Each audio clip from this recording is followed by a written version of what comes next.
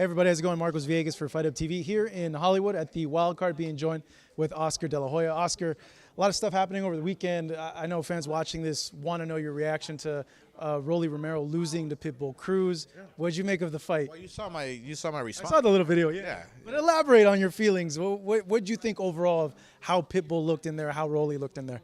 Well, I mean, it was expected. You know, it was expected that that Pitbull was going to destroy him and go in there and stop him. Why was it expected from you? Well, I mean, you take a look at Rolly's style. I mean, it's never going to last. I mean, that type of fighter, if he's in there with an elite fighter like Isaac Cruz, it's just you're going to get beat, you're going to get stopped, you're going to get knocked out, and that's exactly what happened. And plus, if you're going to talk shit about me, like on a personal level, then I'm going to come back at you. And I'm not going to come back at you on a personal level because I'm bigger than that. But from fighter to fighter, I have every right to talk shit about you. You know?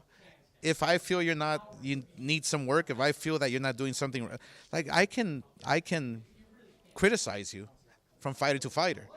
But I'll never go that route, you know, on a personal level.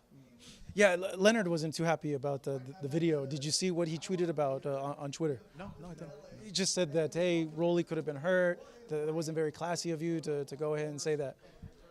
Could have been hurt? Yeah, like he could have had serious damage. Like why not wait before anybody says anything like that? Rolly's okay before posting videos. Yeah, no, I was actually talking shit about Rolly's, just getting him back on the shit he was talking about me. So that was basically it. You mentioned over here, though, new De La Hoya is not taking that stuff. I'm not taking shit. Fuck no. Why? What made the change? Because look at me. I mean, I'm back. I'm healthy. I'm great. My head is in this you know game that I love so much, boxing, and I'm gonna defend myself. That's the bottom line. I mean, anybody who can attack me personally, okay, all right. I'll dig up some stuff from you if I have to, but I just talk professionally here. I just talk about the fight game. I talk about, like, if I don't like what I see, and it's like I have every right to say it, like, as a fighter. But personally, I'll never get involved with that, right? Only if I have to, I will, but I won't. Important to add, as a 6th division former champion and Hall of Famer, you kind of have perspective on some of these things, right? I mean, I do have a little experience. A little bit, yeah, you know. I mean, some fighters talking shit haven't been the world champion.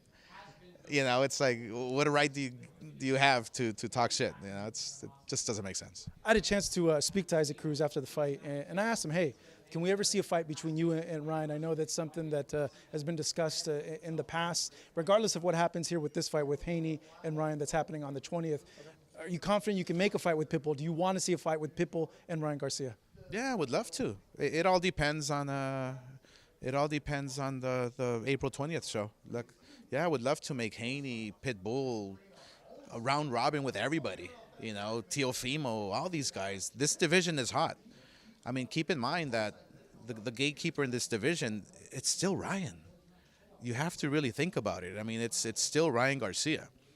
So, yeah, it all depends on what happens on the 20th, and then we'll take it from there. But look, Haney, Pitbull, Ryan.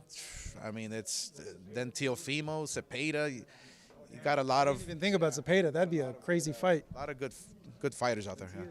Yeah, Matias, exactly. Ryan, after the fight, I think maybe like a day or two after, said he saw the fight. He feels that given his style, Pitbull style against his, he'd knock him out in 5 rounds. Yeah. Do you see something explosive like that happening if they were to fight? Yeah, I can see that. Yeah. I can see that. I mean, no disrespect to Isaac. I love his style. I love the way he fights. I love that he's willing. I know we did.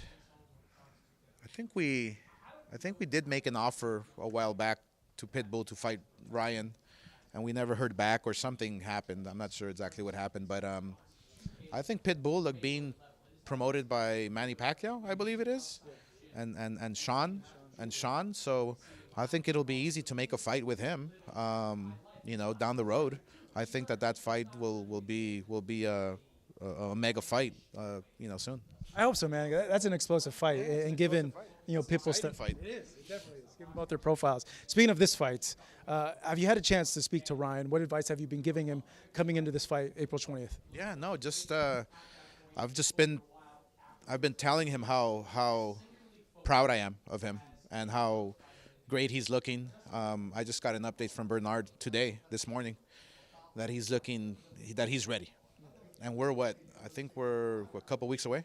2 weeks. 2 weeks away, and so for Bernard to tell me that he's ready, I believe it. And so, look, fighters do their job up in the ring. I do my job outside the ring. So we're gonna get a huge event. I think New York, where it's at, the fight in Brooklyn, is gonna be draped with Haney and Ryan, and the world is gonna enjoy a great fight. On an ending note, Oscar, you have such a good brain for boxing. If confronted with the style of Devin, someone who jabs and moves around, how would you approach that fight, and how would you beat that style? Jab, jab. Always start your combinations with jab and feints. See, because Devin Haney fights straight up, and he fights straight up for a reason. With his head up, or? Well, just as a fighter, you fight straight up right here, right? So what you have to do is hit the elbows, hit the shoulders, but the one punch that you can never block if you're like this is the jab, And if you noticed it in any fight where you have a fighter like this, Kind of shelling up. that jab will always land. It always lands. So, my recommendation would be to start everything off with a jab and throw a lot of feints, then throw your combinations, and then move back, use your distance, because the fighters who fight tall like this, they're always looking for fighters to come down like this. So all they're gonna do is just tag you, boom, just tag you, because you're like this, right? So just use your jab and fight tall. Use your jab. That's it. Imagine that's what you told Ryan, right? Oh yeah. Well, Oscar, as always, good chatting with you. Really appreciate this man right here promoting the fight, Devin Haney, Ryan Garcia, Barclays Center in Brooklyn, in New York.